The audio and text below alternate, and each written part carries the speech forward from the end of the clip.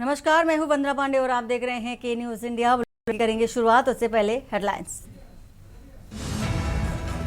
सबसे पहले टीबी मुक्त होने वाले 3 जिलों को मिलेगा इनाम। सीएम ने जिलाधिकारियों को अभियान के साथ जुटने के दिए निर्देश। देहरादून में मिले कोरोना के 3 नए मरीज। प्रदेश में 16 हुई कोविड की एक्टिव केसों की संख्या, एक की भी मौत नहीं। शहीद सैनिकों आश्रितों को धामी सरकार देगी 50 लाख। कारगिल विजय दिवस पर मुख्यमंत्री ने की थी घोषणा। नैनीताल में भीषण अग्निकांड में 5 दुकानें व मकान जलकर राख। भवाली बाजार में मचा हड़कंप। फायर ब्रिगेड के वाहन पहुंचने से पहले लाखों का नुकसान। वहीं गुलदार के हमले से नाराज ग्रामीणों ने अधिकारियों को दिए निर्देश।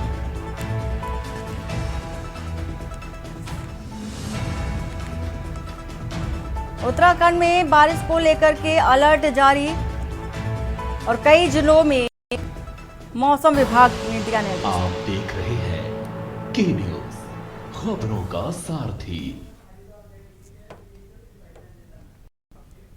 और इसी बीच आ रही है बड़ी खबर। हरिद्वार से जमीन घोटाले से जुड़ी आपको ये बड़ी खबर बता रहे हैं। जमीन घोटाले से जुड़ी आपको ये बड़ी खबर बता रहे हैं। घोटाले में धामी सरकार की बड़ी सर्जिकल स्ट्राइक। तो ये बड़ी खबर आपको बता रहे हैं। 54 करोड़ की जमीन घोटाले में सीएम धामी की कार्रवाई।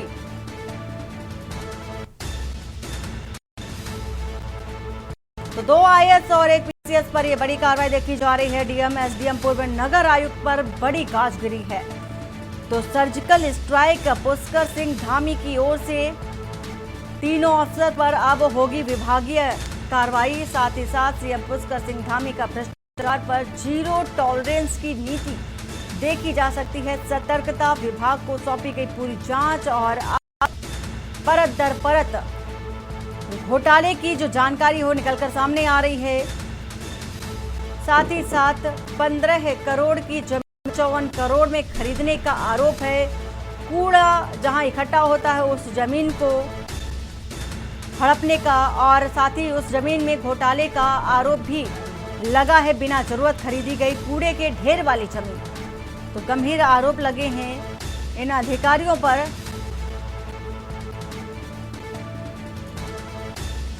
तो जमीन घोटाले में धामी सरकार की बड़ी कार्रवाई। जमीन घोटाले में धामी सरकार की सर्जिकल स्ट्राइक कहा जा सकता है। 54 करोड़ की जमीन घोटाले में सीएम धामी बड़ी कार्रवाई। 2 आईएएस और 1 पीसीएस अफसर सस्पेंड किए गए हैं। डीएम एसडीएम पूर्व नगर आयुक्त पर एक गाज गिरती नजर आ रही है। तो तीनों अफसर पर अब विभागीय जांच की जाएगी। सीएम पुष्कर सिंह धामी का भ्रष्टाचार पर जीरो टॉलरेंस की जो नीति है साफ तौर पर देखी जा सकती है। सतर्कता विभाग को सौंपी गई है पूरी जांच और अब परत दर परत घोटाले में कौन कौन शामिल रहा है। राज जो कि छिपे हुए थे अब खुलते नजर आ रहे हैं। 15 करोड़ की जमीन 54 करोड़ में खरीदने का आरोप। नियमों को ताक पर रखकर घोटाला किया और बिना जरूरत के खरीदी कूड़े की ढेर वाली जमीन। तो पारदर्शिता की उड़ाई गई पूरी तरह से धज्जियां, या यूं कहें कि जिन जिम्मेदारों पर भरोसा करके कार्रवाई की जाती है उन्हीं जिम्मेदारों पर घोटाले की ये गंभीर जो आरोप हैं वो लगे हैं। साथ ही साथ कार्रवाई भी सीएम पुष्कर सिंह धामी की ओर से की गई है। जीरो टॉलरेंस की नीति पर काम करने वाले सीएम अब अधिकारियों पर अपनी नकेल कसते नजर आ रहे हैं। तो धामी सरकार का ये फैसला और फैसले से प्रशासनिक तंत्र में हड़कंप भी देखा जा रहा है। तो इस तरह की कार्रवाई से पारदर्शिता की देखा जा सकता है कि ट्रांसपेरेंसी भी नजर आएगी। पद नहीं जवाबदेही जरूरी है। धामी सरकार ने साफ तौर पर स्पष्ट रूप से कह दिया है कि भ्रष्टाचार के खिलाफ शून्य सहनशीलता की नीति सख्त है और जो भी सही हो। हरिद्वार जमीन घोटाले में बड़ा एक्शन। सीएम पुष्कर सिंह धामी की ओर से जीरो टॉलरेंस की नीति पर काम करते नजर आ रहे हैं मुख्यमंत्री धामी का ये बड़ा फरमान और बड़ा कदम कहा जा सकता है। 54 करोड़ की संदिग्ध भूमि खरीद का ये पूरा मामला। साथ ही साथ डीएम नगर आयुक्त और एसडीएम पर गाज गिरती नजर आ रही है। तो तीनों अफसरों को हटाया गया है वर्तमान पद से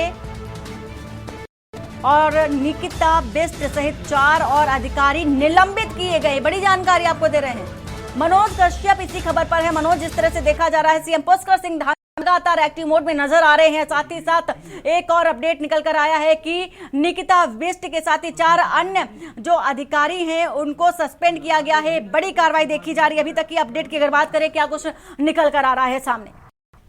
बिल्कुल वंदना, देखिए आज जिस तरीके की कार्रवाई उत्तराखंड में देखने के लिए मिली है, आज पूरा उत्तराखंड में जो है हलचल पैदा कर दी, क्योंकि ये सबसे बड़ी कार्रवाई है जब हरिद्वार के जो जिला उनको सस्पेंड किया गया है। हरिद्वार के नगर निगम का पूरा ये मामला है, जहाँ नगर निगम का जो कूड़ा इकट्ठा होता है उसको डालने के लिए एक जमीन का प्रयोग किया गया था, लेकिन उस जमीन में एक बड़ा घोटाला निकल के सामने आया था, जिसको हरिद्वार की जो नगर निगम जो मेयर थी उसके द्वारा गया था। उसके बाद उत्तराखंड के मुख्यमंत्री पुष्कर सिंह धामी ने इसका संज्ञान लिया था और यहाँ पे एक जो है जांच कमेटी भी गठन की थी। जांच कमेटी के आदेश दिए गए थे कि सबसे पहले तमाम अधिकारी है वो उनकी जांच करते हुए यहाँ पे जमीन किस रेट में खरीदी गई थी, तमाम चीजों की जांच करते यहाँ पे कुछ ही दिनों में रिपोर्ट मांगी गई थी। यहाँ पे जो जांच कमेटी थी उन्होंने पिछले हफ्ते पहले रिपोर्ट की जो जांच करने के बाद जो तथ्य सामने आए थे वो सरकार के सामने रखते, जिस पर आज हरिद्वार के अंदर एक बड़ी कार्रवाई की गई है। और यहाँ पे अब भाजपा सरकार की सबसे बड़ी कार्रवाई मानी जा रही है, जिसमें हरिद्वार के जिला अधिकारी कमिंदर सिंह और जो एसडीएम थे अजय वीर सिंह और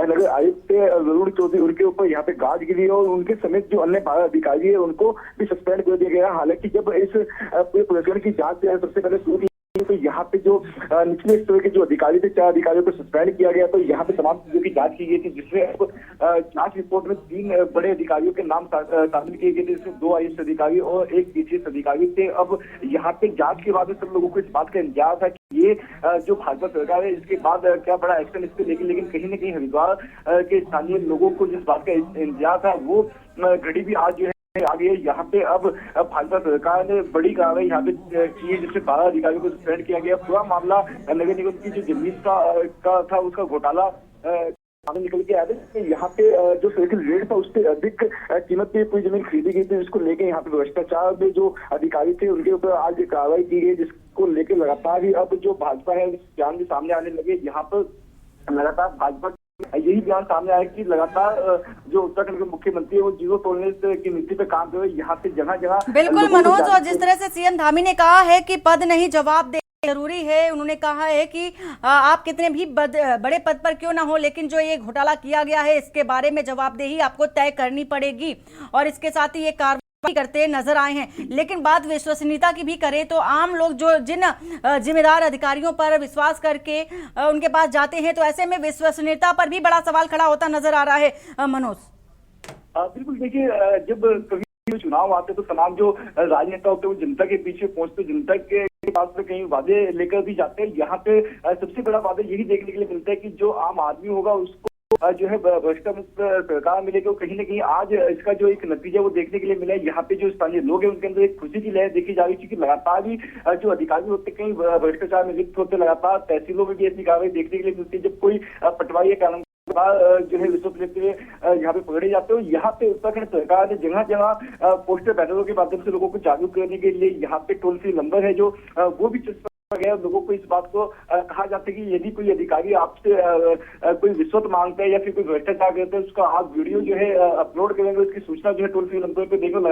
ऐसे जो टोल फ्री नंबर होते हैं उस पर सूचना भी जाती है, कार्रवाई भी यहाँ पे होती है। लेकिन सबसे बड़ी कार्रवाई आज ये नगर निगम की जमीन को कूड़ा डालने के लिए खरीदी गई थी, उस पर यहाँ पे देखने के लिए मिली है। यहाँ पे बिल्कुल मनोज, पूरी जानकारी देने के लिए आपका शुक्रिया। खबर इस वक्त की बड़ी बता रहे हैं आपको, जांच की कमान अब विजिलेंस विभाग के हाथ में पहुंच चुकी है और परत दर परत जो घोटाले में शामिल लोग हैं उनकी रिपोर्ट, उनकी भी जानकारी निकलकर सामने आ रही है। जीरो टॉलरेंस की नीति के तहत ये कार्रवाई की जा रही है।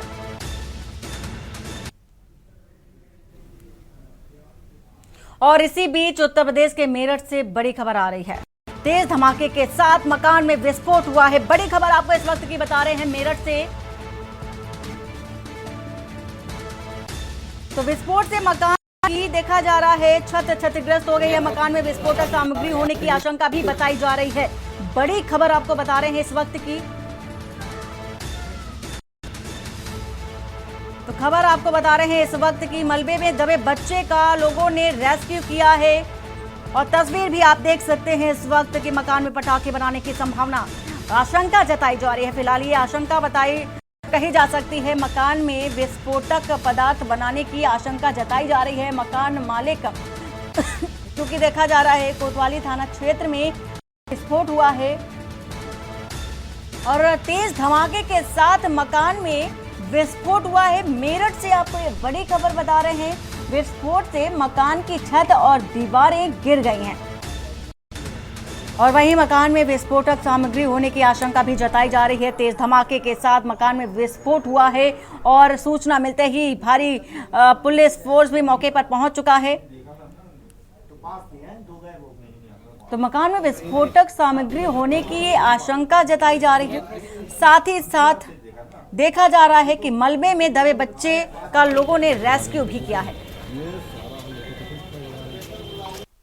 थाना कोतवाली के जायदियान मोहल्ले में एक जर्जर मकान की छत गिरी है। ऐसा प्रतीत हो रहा है कि छत गिरने से ही धमाके की आवाज हुई है। इसमें जांच की जा रही है, जो भी तथ्य सामने आएंगे उसके हिसाब से नियमानुसार आवश्यक कार्रवाई की जाएगी। बताया जा रहा है कि मकान के अंदर कोई विस्फोटक सामग्री थी, ये लोग पटाखे बनाते थे। प्रथम दृष्टया ऐसी न फैलाई है, न कोई क्या बोलते हैं कि ऐसे साक्ष्य मिले हैं, लेकिन जो जांच की जाएगी, जो भी तथ्य सामने आएंगे उसके अनुसार कार्रवाई की जाएगी। घायल भी हुआ है? अभी कोई घायल नहीं हुआ है, कोई हताहत नहीं है।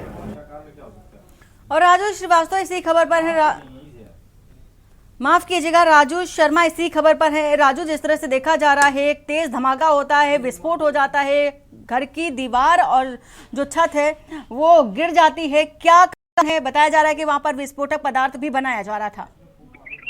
बिल्कुल, देखिए मेरठ के कोतवाली थाना क्षेत्र के जायदान मोहल्ले में अब से तकरीबन 1.5 घंटा पहले पूरा जो हादसा है वो हुआ है। एक मकान में पहले तेज विस्फोट हुआ और उसके बाद पहले छत गिरी और फिर दीवार जो है ढहा कर नीचे गिर गई। जैसे ही ब्लास्ट हुआ तुरंत ही हड़कंप मच गया और जो लोग हैं वो भाग खड़े हुए, वहां से उन्होंने भागकर अपनी जान बचाई। बताया गया है कि इस मकान में जो जर्जर स्थिति में था, इसमें विस्फोटक सामग्री बनाई जा रही थी। हालांकि पुलिस मौके पर पहुंची और जो रेस्क्यू अभियान है वो चला, लेकिन वहां पर किसी के भी दबे होने की कोई जानकारी फिलहाल नहीं मिली है, किसी के हताहत होने की कोई जानकारी नहीं है। पुलिस पूरे मामले की जांच पड़ताल में फिलहाल जुटी हुई है। राजू, यहाँ पर राहत बचाव कार्य की अगर बात कर ले तो क्या अपडेट निकल कर आया है अब तक का सामने?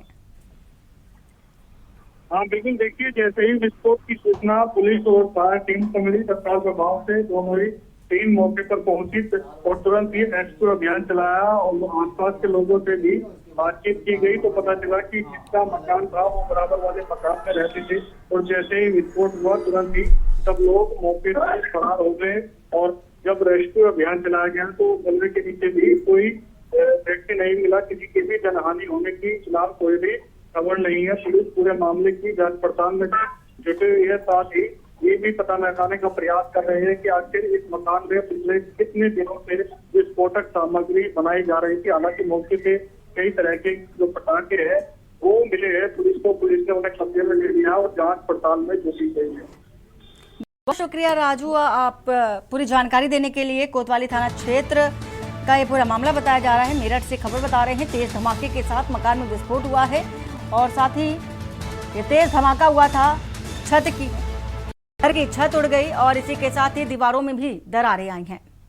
और अब बात करते हैं उत्तराखंड के देहरादून से। देहरादून पहुंचे हैं केंद्रीय मंत्री नितिन गडकरी। दीक्षांत समारोह में शिरकत भी की है। 49 रोपवे प्रोजेक्ट को लेकर अहम बैठक की। मुख्यमंत्री पुष्कर सिंह धामी भी इस दौरान मौजूद रहे हैं। तो देहरादून से आपको ये खबर बता रहे हैं इस वक्त की। तो 49वें रोपवे को लेकर के कार्यक्रम को लेकर के शिरकत की। मुख्यमंत्री पुष्कर सिंह धामी मौजूद रहे। उनकी मौजूदगी में देहरादून पहुंचे हैं केंद्रीय मंत्री नितिन गडकरी और दीक्षांत समारोह में शिरकत भी की है। पुष्कर सिंह धामी भी पहुंचे। 49 रोपवे प्रोजेक्ट को लेकर अहम बैठक भी हुई है। और राजधानी देहरादून के राजपुर रोड पर 30 मई रात ओवरटेक को लेकर शुरू हुई कहासुनी ने हिंसक रूप ले लिया है। हरियाणा नंबर की फॉर्च्यूनर कार में सवार नशे में धुत युवकों ने एक परिवार पर हमला कर दिया। जब स्थानीय लोगों ने बीच बचाव की कोशिश की तो बदमाशों ने उनसे भी मारपीट की। घटना का पूरा वाकया कार में लगे डैश कैम में रिकॉर्ड हो गया, जो अब सोशल मीडिया पर तेजी से वायरल हो रहा है। इस घटना ने देहरादून में बढ़ती तत्वों की गुंडागर्दी और कानून व्यवस्था पर सवाल खड़े कर दिए हैं। पुलिस मामले की जांच पड़ताल कर रही है और वीडियो फुटेज के आधार पर आरोपियों की पहचान भी की जा रही है।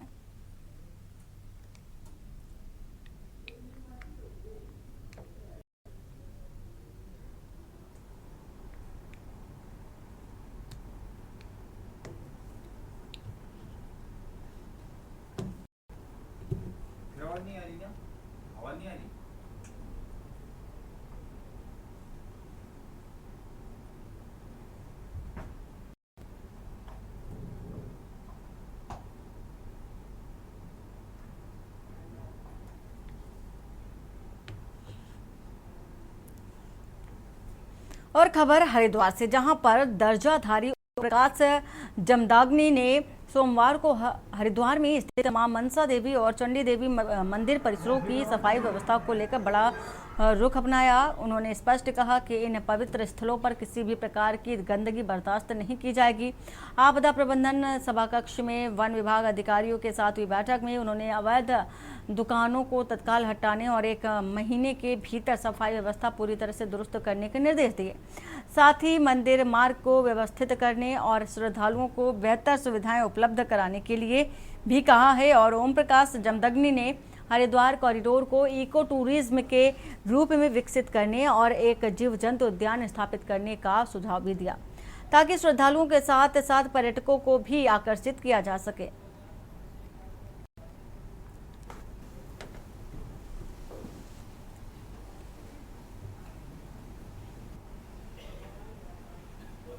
जो हमारी ये पहली बैठक की गई थी माननीय उपाध्यक्ष इको टूरिज्म विकास परिषद के द्वारा, और इसमें हरिद्वार जनपद में जो हमारी गतिमान और प्रस्तावित इको टूरिज्म योजनाएं हैं उन पे विस्तृत चर्चा की गई। और माननीय जो हमारे उपाध्यक्ष महोदय उनके द्वारा कुछ निर्देश दिए गए हैं कि उनके द्वारा बताया गया है कि हरिद्वार उनकी प्राथमिकताओं में से रहेगा, क्योंकि वो खुद हरिद्वार से है। और 2-3 जो हमारे झिलमिल झील और हमारे जो नगर वन की योजना है उनके लिए उनके द्वारा निर्देश दिए गए हैं कि इसको वृहद स्तर पर इसकी परियोजना बनाई जाए, और इसमें जो भी वित्तीय आवश्यकता होगी उसके लिए वो व्यक्तिगत रूप से भी राज्य सरकार से अनुरोध करके प्रयास करें। विभागीय बैठक ली है, इको टूरिज्म के संबंधित अधिकारी और डीएफओ और सभी रेंजर और वन विभाग के सभी बड़े अधिकारी उपस्थित हैं। मैंने सख्त निर्देश दिए हैं, मनसा देवी और चंडी देवी पर गंदगी बर्दाश्त नहीं होगी। मनसा देवी पर, चंडी देवी पर अवैध दुकानें बिल्कुल बर्दाश्त नहीं होगी। मैंने अधिकारियों को निर्देश दिया, आप स्वयं जाइए, निरीक्षण करिए, मौके पर जाइए, मुझे जाने की आवश्यकता ना पड़ेगी कि मैं चला गया तो ठीक नहीं रहेगा। आप मनसा देवी के पास 4 लाख रोज प्रतिदिन जाते हैं, यदि आप वहाँ की व्यवस्था ठीक नहीं करा सकते हैं तो आप क्या कराएंगे। तो मैंने आज अपनी नाराजगी व्यक्त की है और इनको मैंने 1 सप्ताह का टाइम दिया है कि 1 सप्ताह के अंदर ये सब चीज़ें ठीक नहीं होती हैं तो स्वयं मैं निरीक्षण करने जाऊँगा। और खबर देहरादून से, जहां पुलिस मुख्यालय द्वारा जारी पदोन्नति सूची में जनपद पौड़ी गढ़वाल के 3 उप निरीक्षकों को निरीक्षक पद पर पदोन्नति दी गई। उप निरीक्षक उमेश कुमार, विनोद कुमार और लाखन सिंह अब निरीक्षक बन गए हैं। इस अवसर पर वरिष्ठ पुलिस अधीक्षक लोकेश्वर सिंह ने पुलिस कार्यालय में पीपिंग सेरेमनी के दौरान तीनों अधिकारियों के कंधों पर 3रा स्टार लगाकर उन्हें शुभकामनाएं दी। उन्होंने सभी को कर्तव्यनिष्ठ और समर्पण के साथ कार्य करने की प्रेरणा भी दी। समारोह में पुलिस उपाधीक्षक सदर त्रिवेंद्र सिंह राणा भी मौजूद रहे और उन्होंने भी 9 पदोन्नत अधिकारियों को बधाई दी। एसएसपी ने कहा कि पदोन्नति केवल सम्मान नहीं बल्कि जिम्मेदारियों का विस्तार भी है, जिसे पूरी निष्ठा के साथ निभाना चाहिए। ये अवसर सभी कार्मिकों के लिए उत्साहवर्धक रहा और विभाग के अनुशासन और प्रतिबद्धता की भावना को और मजबूत करने वाला साबित होता है।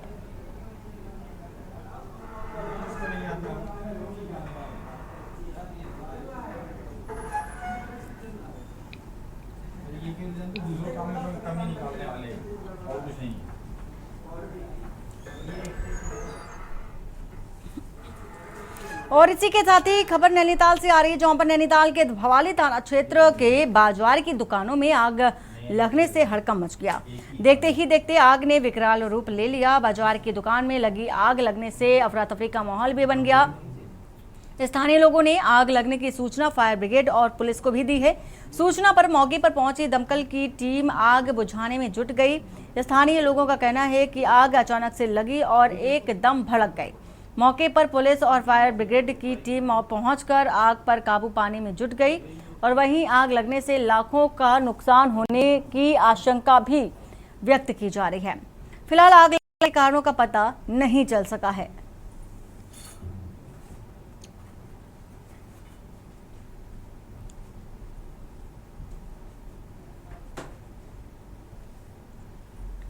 खबर लक्सर से, जहां के पाथरी काथा पीर उर्स की तैयारी को लेकर के अध्यक्ष वारिस अहमद ने क्षेत्र में ग्रामीणों की बैठक कर एकता भाईचारा का संदेश देने की अपील की।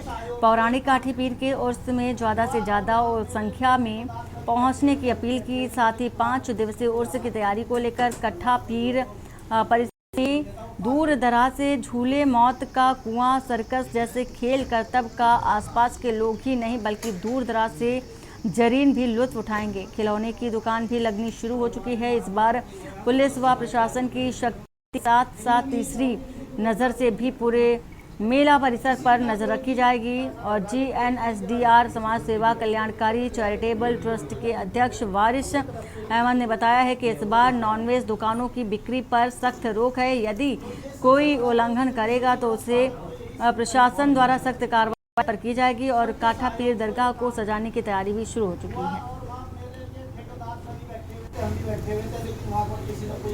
हमने संज्ञान में ले लिया प्रशासक लखतर SDM साहब सौरभ असवाल जी, और उन्होंने कहा कि कोई भी गतिविधि इस बार अगर गलत पाई जाती है किसी भी प्रकार, क्योंकि इस बार वो वसूली तहबाजारी के लिए भी अपना स्टाफ छोड़ देंगे यहाँ पर।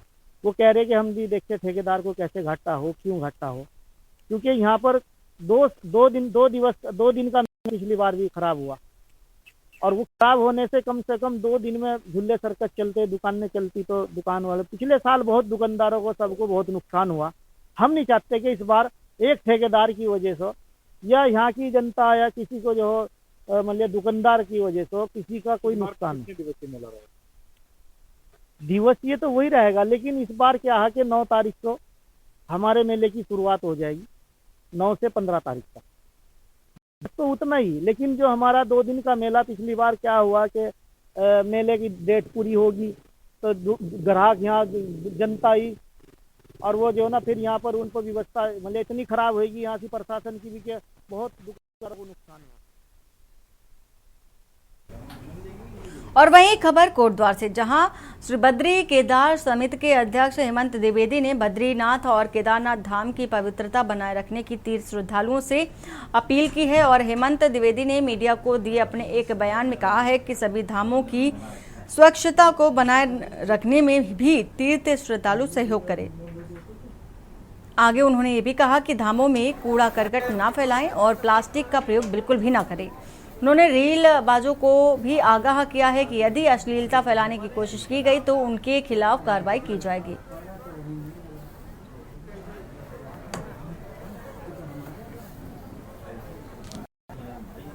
अपील भी कर रहा हूँ, और हमारी बद्री केदार मंदिर समिति और हमारा शासन प्रशासन भी हम सब तीर्थयात्रियों को हम उसके लिए वचनबद्ध हैं कि उनको हम ठीक प्रकार से जिस उद्देश्य से वो यहाँ पर इस राज्य के अंदर हमारी देवभूमि में आए धामों के दर्शन के लिए, उनको ठीक प्रकार से सुगम दर्शन उपलब्ध, उनके स्वास्थ्य की, उनके रहने की, उनके दर्शनी की व्यवस्था को हम करें, और यहाँ से वो एक अच्छा संदेश लेकर जाए, एक पर्यावरण मुक्त साफ स्वच्छता को लेकर प्लास्टिक का प्रयोग न करें और साफ वातावरण बना के यहाँ पर रखें।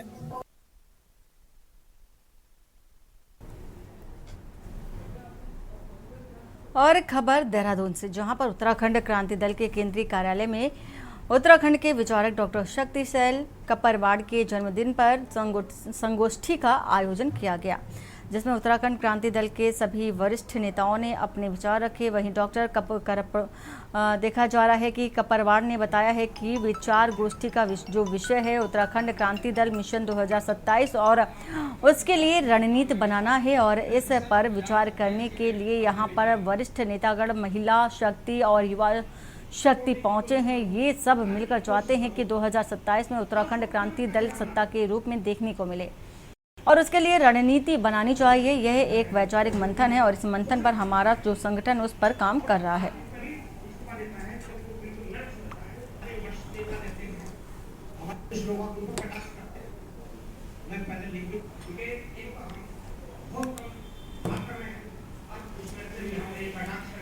विचार गोष्ठी का जो विषय है उत्तराखंड क्रांति दल मिशन 2027 और उसके लिए रणनीति, और इस पर विचार करने के लिए हमारे वरिष्ठ नेतागण यहाँ पर विराजमान है, महिला शक्ति है, युवा शक्ति है, तो ये सब मिलकर चाहते हैं कि 2027 में उत्तराखंड क्रांति दल सत्ता के रूप में उसका पदार्पण हो और इसके लिए रणनीति बननी चाहिए। तो ये कोई वैचारिक मंथन है, ये मंथन, इस मंथन हमको हमारा जो संगठन है वो काम करेगा और ये कोशिश करेगा कि हम ग्रास रूट एक्शन प्लान को लागू कर सकें। ग्रास रूट एक्शन प्लान का मतलब है जमीनी स्तर पर कार्यकर्ता काम करें, सक्रिय हो जाएं।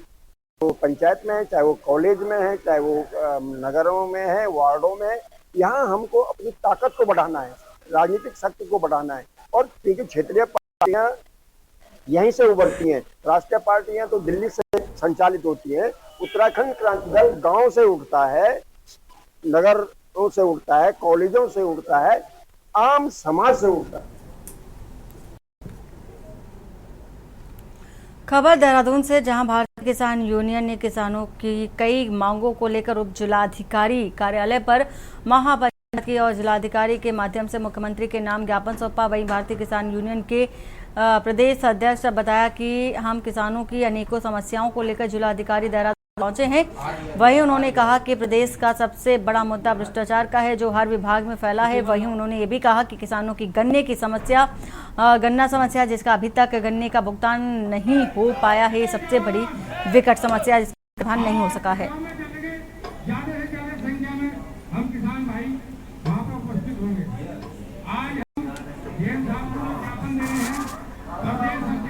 हम किसानों के में अनेक समस्याएं लेकर आज जिला कार्यालय देहरादून पहुंचे हैं। इसमें सबसे बड़ा मुद्दा तो यह है कि भ्रष्टाचार पूरे जिले में ही नहीं, पूरे प्रदेश में इतना भ्रष्टाचार हो रखा है। हर विभाग में इतना भ्रष्टाचार है कि जिसकी कोई हद नहीं है। दूसरा, किसानों के गन्ने की समस्या, गन्ने की पेमेंट आज तक भी भुगतान नहीं हो पाई। अनेकों समस्याओं को लेकर आज हम डीएम कार्यालय देहरादून पहुंचे हैं अपनी मांगों को पूरा कराने के लिए। और 10 दिन का टाइम है इन पे, और 10 दिन के बाद हम हमारी 21 लोगों के प्रतिनिधिमंडल की ये मुख्यमंत्री से वार्ता कराएंगे। अगर नहीं कराएंगे तो हम मुख्यमंत्री को घेरने का काम करेंगे। और बुलेटिन फिलहाल इतना ही। बाकी की खबरों के लिए बने रहिए आपके न्यूज इंडिया के साथ। नमस्कार।